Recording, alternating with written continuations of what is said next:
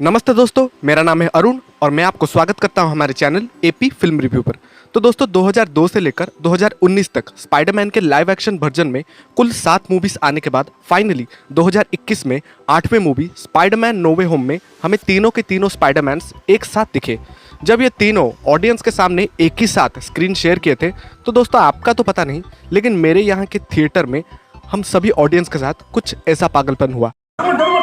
Spiderman है।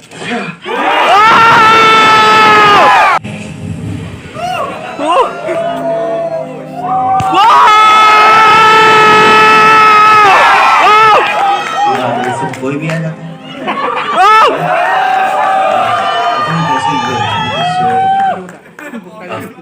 ये तो बंद हो गया। खैर, इन मैडनेस को साइड करते हुए आज हम इस वीडियो में बात करेंगे टॉप 10 स्पाइडरमैन नो वे होम मूवी के फैक्ट्स विथ ढेर सारे स्पॉइलर टॉक के साथ। तो बिना देरी के चलिए शुरू करते हैं।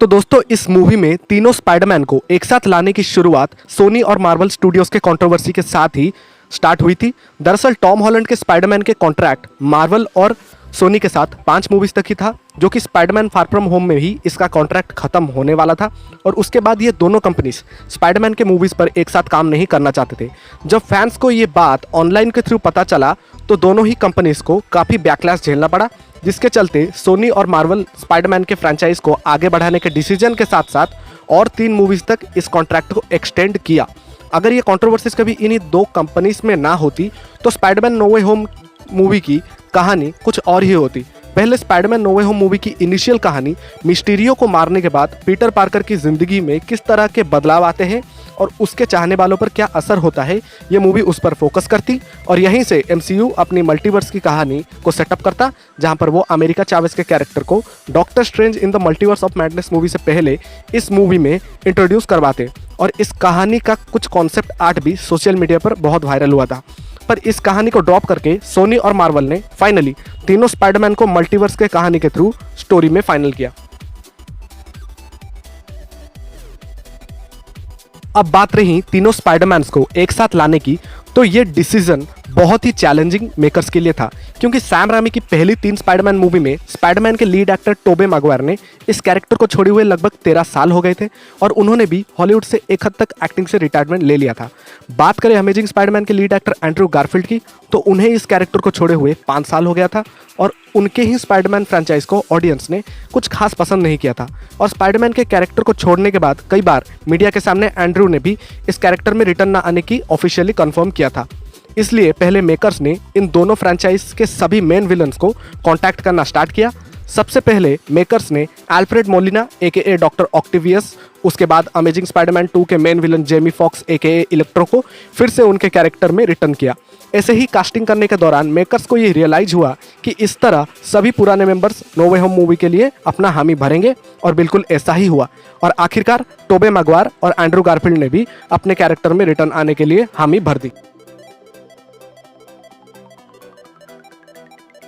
दोस्तों मूवी के शूटिंग के दौरान मेकर्स ने इन तीनों ही स्पाइडरमैन की प्राइवेसी को मेंटेन रखते हुए और सोशल मीडिया में शूटिंग के इमेजेस को लीक ना हो, इसलिए इन तीनों स्पाइडरमैन्स के पोर्शन की शूटिंग अमेरिका के अटलांटा के जॉर्जिया में एक बड़े से सेट में 21 दिनों के अंदर तीनों स्पाइडरमैन्स की एक्शन सीक्वेंस और बाकी कुछ की एलिमेंट्स को कंप्लीट कर दिया था।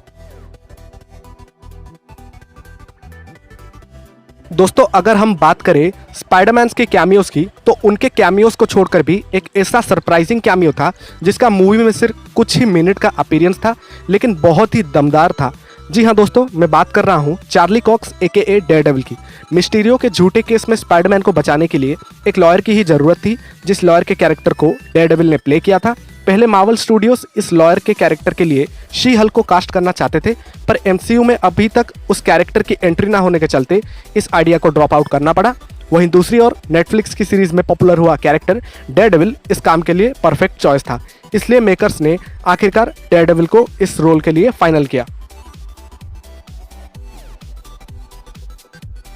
दोस्तों स्पाइडरमैन नो वे होम मूवी की शूटिंग कोविड के चलते कई बार डिले हुआ और इसी के चलते वीएफएक्स टीम को बहुत ही कम समय मिला था मूवी के वीएफएक्स को कंप्लीट करने के लिए। मूवी के वीएफएक्स का वर्कलोड इतना ज़्यादा था कि मूवी के वीएफएक्स को पूरी तरह कंप्लीट फिल्म के रिलीज से 7 दिन पहले ख़त्म किया गया और फिर मूवी के प्रिंट्स को वर्ल्ड वाइड डिस्ट्रीब्यूट किया गया।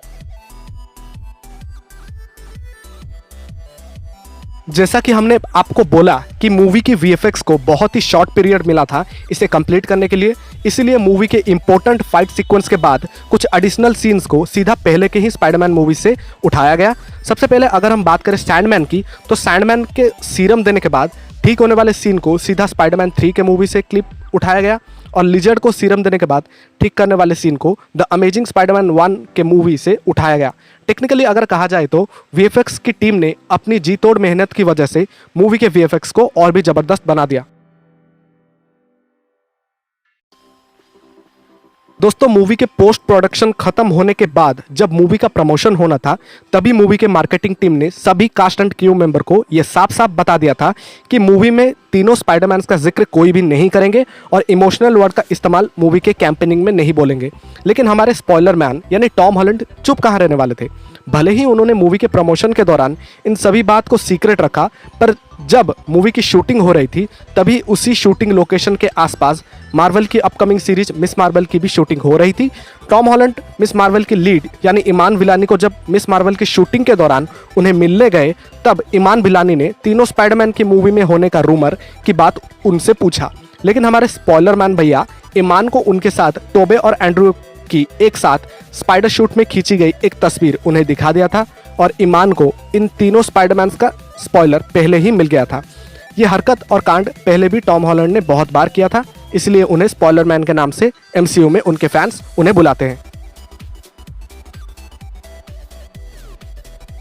दोस्तों स्पाइडरमैन नो वे होम मूवी की ऑल ओवर द वर्ल्ड सभी बड़ी बड़ी मेजर मार्केट्स में थिएट्रिकल रिलीज मिला, पर सबसे बड़ी थिएट्रिकल मार्केट चाइना में इसको रिलीज ही नहीं मिला क्योंकि मार्वल की शैंग-ची मूवी के कांड के बाद मार्वल के किसी भी मूवी को वहां के गवर्नमेंट ने रिलीज करने के लिए परमिशन नहीं दिया। लेकिन नो वे होम मूवी के रिलीज मिलने के लिए चाइनीज डिस्ट्रीब्यूशन कंपनी ने शर्त रखा कि मूवी में दिखाए गए लिबर्टी के स्टैचू को हटवाकर वीएफएक्स की मदद से किसी और स्टैचू को वहां पर ऐड किया जाए तो चाइना में इसको रिलीज मिल सकता है। पर सोनी और मार्वल इस सीन में फेरबदल ना करने की बात कही, जिसके चलते नो वे होम मूवी को चाइना में रिलीज ही नहीं मिली।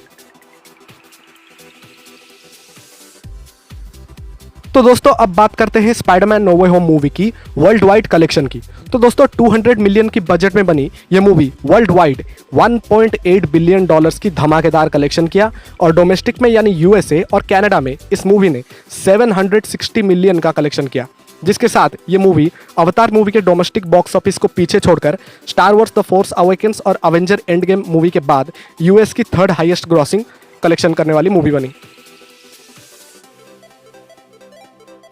तो दोस्तों स्पाइडरमैन नो वे होम मूवी के बाद टॉम हॉलैंड के स्पाइडरमैन के मूवी का फ्यूचर अब क्या है, यही सब फैंस गेस कर रहे हैं। और कुछ बड़े बड़े मीडिया रिपोर्ट्स की माने तो स्पाइडरमैन नो वे होम मूवी के बाद टॉम हॉलैंड के स्पाइडरमैन को लेकर सोनी और मार्वल ने और 3 मूवी की प्लानिंग कर रहे हैं। लेकिन दोस्तों ये सब रूमर्स है और अभी तक इसके बारे में कोई भी ऑफिशियल स्टेटमेंट इन दोनों कंपनीज से नहीं निकल कर आई है। खैर जो भी हो, फैंस अब भी टॉम हॉलैंड के स्पाइडरमैन के यूनिवर्स को देखना पसंद करेंगे। तो दोस्तों यहीं तक का आज का वीडियो। अगर आपको वीडियो जरा सा भी पसंद आया तो वीडियो को लाइक, शेयर और कमेंट करके चैनल को सब्सक्राइब जरूर करना और बाजू में जो बेल वाला आइकॉन है उस पे ऑल पे क्लिक कर देना ताकि मेरे आने वाले वीडियोस की नोटिफिकेशन आप सब तक पहले पहुंचे। तो गाइस मिलते हैं नेक्स्ट वीडियो पे, तब तक के लिए जय श्री राम, बाय।